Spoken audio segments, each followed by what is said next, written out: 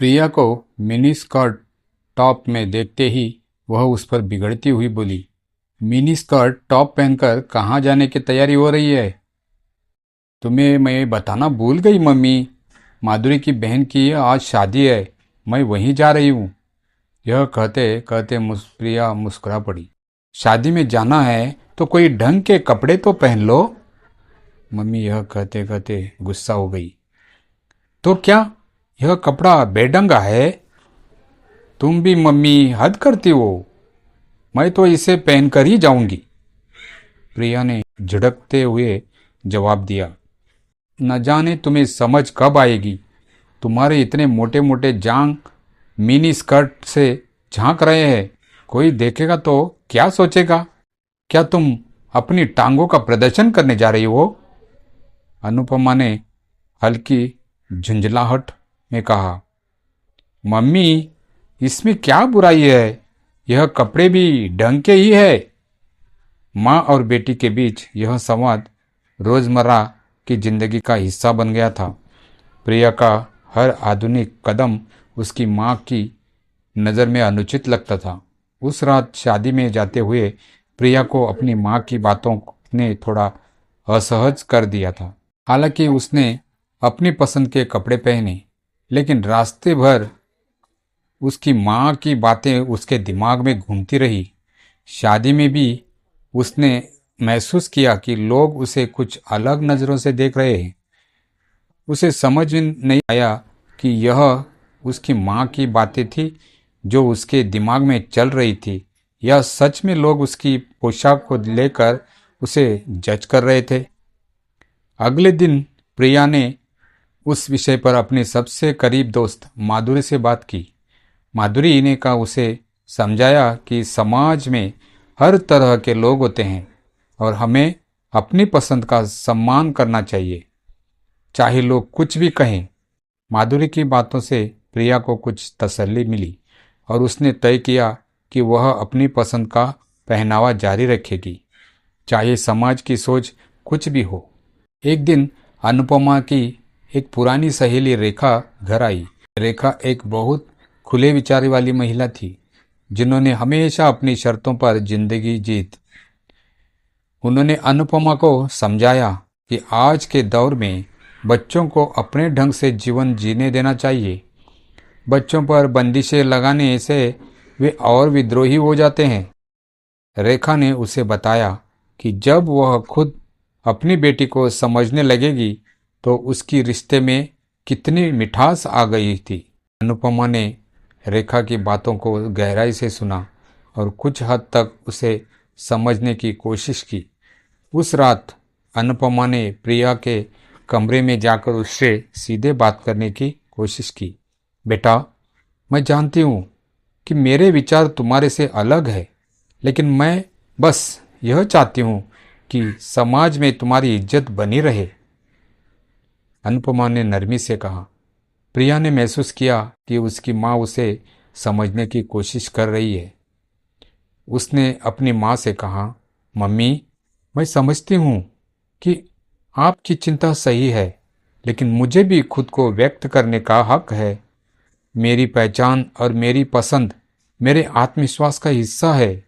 कुछ समय बाद प्रिया की ऑफिस की एक बहुत महत्वपूर्ण मीटिंग थी।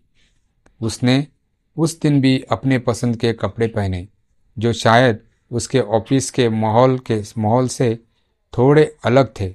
हालांकि उसकी माँ अब उसे लेकर कुछ सहज हो चुकी थी, लेकिन उन्होंने हल्के से टोका, तुम यह पहनकर ऑफिस जा रही हो? प्रिया ने मुस्कुराते हुए कहा, हाँ मम्मी, आज मेरे काम का टेस्ट है। मुझे अपने तरीके से सफल होना है। उस दिन प्रिया ने अपनी मेहनत और आत्मविश्वास के बल पर ऑफिस में एक बड़ा प्रोजेक्ट हासिल कर लिया। घर लौटकर उसने यह खुशखबरी अपनी माँ के साथ साझा की।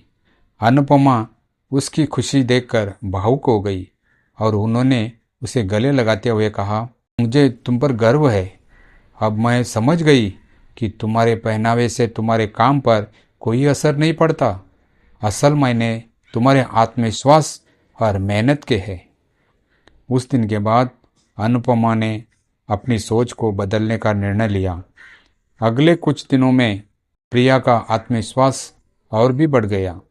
ऑफिस में उसकी मेहनत और नई सोच की सबने सराहना की। इसी दौरान ऑफिस में एक नए कर्मचारी अर्जुन की नियुक्ति हुई। अर्जुन एक आत्मविश्वासी और अपने विचारों में प्रगतिशील था। कुछ ही दिनों में उसकी और प्रिया की अच्छी दोस्ती हो गई। दोनों के काम करने के तरीके में समानता थी और जल्द ही वे प्रोजेक्ट्स पर एक दूसरे के साथी बन गए। अर्जुन के विचार भी खुले और प्रगतिशील थे और वह समाज की पुरानी मान्यताओं को अधिक महत्व नहीं देता था। यह बात प्रिया को बहुत प्रभावित करती थी। एक शाम अर्जुन और प्रिया ऑफिस के कॉफी पीने गए। बातचीत के दौरान अर्जुन ने कहा, तुम्हारे काम करने का तरीका मुझे बहुत पसंद है। तुम खुद पर विश्वास करती हो और अपनी शर्तों पर जीतती हो। प्रिया ने हल्की मुस्कान के साथ जवाब दिया, शायद मेरे आत्मविश्वास के पीछे मेरी माँ का हाथ है, जिन्होंने मुझे खुद को समझने और मजबूत बनाने का मौका दिया। अर्जुन और प्रिया की दोस्ती में धीरे धीरे गहराई आ रही थी, लेकिन एक दिन ऑफिस के किसी सहकर्मी ने अनुपमा को एक कॉल करके बताया कि उसकी बेटी ने के अर्जुन के साथ नज़दीकियां बढ़ रही है। सहकर्मी ने बात को कुछ ऐसे रंग में प्रस्तुत किया कि अनुपमा को चिंता होने लगी। अनुपमा का दिमाग इस बात पर उलझ गया कि क्या उनकी बेटी अर्जुन के साथ सही संबंध में है और क्या यह सब उनके समाज में ठीक से देखा जाएगा। उसने तुरंत प्रिया को घर बुलाया और इस बारे में उससे बात की। अनुपमा ने चिंतित होकर कहा, मुझे तुम्हारे ऑफिस के सहकर्मी से पता चला कि तुम अर्जुन के साथ बहुत ज़्यादा वक्त बिता रही हो। बेटा, मुझे तुम्हारी चिंता हो रही है। मैं नहीं चाहती कि लोग तुम्हारे बारे में गलत सोचें। प्रिया ने यह सुनकर गहरी सांस लिया और सहमति स्वर में कहा, मम्मी, अर्जुन मेरा अच्छा दोस्त है और एक बेहतरीन इंसान है। वो मुझे अपने काम में सहयोग करता है और मेरी सोच का समर्थन भी करता है। हमें दोनों के बीच कुछ गलत नहीं है। अनुपमा ने एक बार फिर अपने दिल की बात जाहिर करते हुए कहा, बेटा, मुझे तुम्हारी जिंदगी में अच्छे और सच्चे लोग ही चाहिए, लेकिन समाज की सोच भी तो हमें देखनी होती है। क्या अर्जुन तुम्हारे लिए सही है? अर्जुन ने भी अपने परिवार से जीवन में खुलकर अपनी शर्तों पर जीने का संघर्ष किया था। एक शाम अर्जुन ने प्रिया को अपने संघर्ष की कहानी सुनाई कि कैसे उसके परिवार ने उसकी आज़ादी को लेकर संदेह किया था और उसे उसकी मर्जी के अनुसार जीने के अड़चनें पैदा की थी। प्रिया ने महसूस किया कि अर्जुन की कहानी उसकी कहानी से काफ़ी मेल खाती है। दोनों ने संघर्ष में एक समानता थी, उनके रिश्ते को और भी गहरा बना दे रही थी। अर्जुन ने प्रिया से कहा, मैं नहीं चाहता हमारे रिश्ते पर कोई बाहरी बाधा आए। मेरे ख्याल से यह वक्त हमें अपने परिवार से अपने रिश्ते की सच्चाई बताने का है। अर्जुन के इस प्रस्ताव पर प्रिया ने सोचा और अगले ही दिन उसने अपनी माँ से इस बारे में बात करने का निर्णय लिया। प्रिया ने घर पर एक छोटी सी मुलाकात रखी और अर्जुन को माँ से मिलवाने का फैसला किया। शाम को अर्जुन और अनुपमा का आमना सामना हुआ। अर्जुन ने बड़े आदर के साथ अनुपमा से मुलाकात की और उन्हें बताया कि वह प्रिया के लिए कितना सम्मान और प्रशंसा करता है। अर्जुन ने कहा, आंटी, मैं और प्रिया केवल अच्छे दोस्त नहीं बल्कि एक दूसरे की सोच और सपनों का समर्थन करते हैं। हमारा रिश्ता सिर्फ भावनाओं का नहीं बल्कि समझ और समर्थन का है। उन्होंने अर्जुन की बातों को ध्यान से सुना और फिर अपनी बेटी को मुस्कुराते हुए कहा, अगर तुम दोनों का रिश्ता एक दूसरे को बेहतर इंसान बनने में मदद कर रहा है तो मुझे कोई दोस्ती पर ऐतराज नहीं। अनुपमा की स्वीकृति के बाद प्रिया और अर्जुन का रिश्ता और गहरा हो गया। दोनों का साथ न केवल एक दूसरे को समझने में मदद कर रहा था, बल्कि अपने अपने करियर और निजी जीवन में भी दोनों को बेहतर इंसान बनाने में सहायता कर रहा था। लेकिन सब कुछ ठीक चलता हुआ नहीं दिख रहा था। ऑफिस में उनके रिश्ते को लेकर बातें होने लगी और एक दिन अर्जुन के पास एक बेहद आकर्षक लेकिन कठिन प्रस्ताव आया। उसे कंपनी के लंदन हेडक्वार्टर से एक बड़ा प्रोजेक्ट लीड करने का मौका मिल रहा था। हालांकि यह अर्जुन के करियर के लिए एक बेहतरीन अवसर था, लेकिन यह प्रस्ताव एक नए सवाल के साथ आया। क्या वह प्रिया को छोड़कर लंदन जा सकता है? क्या वे इस दूरी का सामना कर पाएंगे? अर्जुन असमंजस में था। अर्जुन ने इस बारे में प्रिया से बात की। उसने कहा, यह मेरे करियर के लिए एक बहुत बड़ा मौका है, लेकिन मुझे तुमसे दूर जाने का ख्याल बहुत परेशान कर रहा है। मैं नहीं जानता कि लंदन जाकर तुम्हारे बिना मैं कैसे रह पाऊंगा। प्रिया ने गहरी सांस लेते हुए कहा, अर्जुन, मैं जानती हूँ कि यह मौका तुम्हारे लिए कितना महत्वपूर्ण है।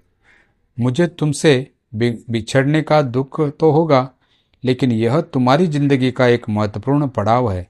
मैं चाहती हूँ कि तुम अपना सपना पूरा करो। अगर हमारा रिश्ता सच्चा है तो यह दूरी हमें और भी मजबूत बनाएगी। अर्जुन ने प्रिया के फैसले को सम्मान किया और लंदन जाने का निर्णय लिया। दोनों ने एक दूसरे से वादा किया कि वे इस दूरी के बावजूद अपने रिश्ते को कायम रखेंगे और नियमित संपर्क में रहेंगे। अर्जुन के जाने के बाद प्रिया के लिए समय कठिन हो गया। ऑफिस में अर्जुन की कमी महसूस होती थी, लेकिन उसने अपने काम पर ध्यान केंद्रित किया और अपनी मेहनत जारी रखी। इसी दौरान उसकी मां अनुपमा ने भी उसे मानसिक संभाल दिया। अनुपमा ने अपनी बेटी को यह एहसास कराया कि किसी के सपनों के समर्थन में खुद को खोना नहीं चाहिए और दोनों का संतुलन बनाए रखना जरूरी है। लंदन में अर्जुन ने अपनी मेहनत से काफ़ी सफलता प्राप्त की। हर सप्ताह उनकी और प्रिया की बातें होती थी और दोनों एक दूसरे का मनोबल बढ़ाते रहते थे। उनके बीच की दूरी ने उनके रिश्ते को एक नया मोड़ दिया, जहां उनका प्यार और मजबूत होता गया। लेकिन धीरे धीरे अर्जुन की व्यवस्था बढ़ती गई और अब बातें कम होने लगी। प्रिया को लगने लगा कि शायद अर्जुन अपने काम में इतना डूब गया है कि उसे अपनी ओर देखने का समय नहीं है। उसने अपने रिश्ते पर सोचने का निर्णय लिया और उसने एक दिन अर्जुन से खुलकर बात की। एक दिन प्रिया ने अर्जुन से फ़ोन पर कहा, अर्जुन, मैं जानती हूँ कि लंदन में तुम्हारे पास कई नए अवसर और जिम्मेदारियां हैं। मुझे तुम्हारे प्रति कोई गिला नहीं है, लेकिन यह दूरी कभी कभी हमारे रिश्ते को कमज़ोर बना देती है। हमें इस रिश्ते में एक नई दिशा की ज़रूरत है। अर्जुन ने भी अपनी भावनाएं साझा की और कहा, तुम्हारी बात सही है प्रिया। मुझे एहसास हुआ है कि केवल करियर ही सब कुछ नहीं होता। मेरे जीवन में तुम्हारा होना ही मेरी सच्ची खुशी है। मैं वापस आकर तुम्हारे साथ रहना चाहता हूँ और अपने रिश्ते को सही मायने में अपनाना चाहता हूँ। अर्जुन ने लंदन में अपने प्रोजेक्ट को सफलतापूर्वक पूरा किया और भारत वापस लौट आया। उसने अनुपमा से प्रिया का हाथ मांगने का निर्णय लिया। अनुपमा, जो अब अपनी बेटी के फैसलों का समर्थन करने के लिए पूरी तरह तैयार थी, उसने अपनी सहमति दे दी। अर्जुन और प्रिया ने एक सादगी से भरे समारोह में शादी की, जहां दोनों परिवारों ने अपनी नई सोच के साथ इस रिश्ते को अपनाया। दोस्तों, ये कहानी आपको कैसी लगी कमेंट करके बताइए और आप लोगों से रिक्वेस्ट है लाइक करके सब्सक्राइब करना मत भूलिएगा।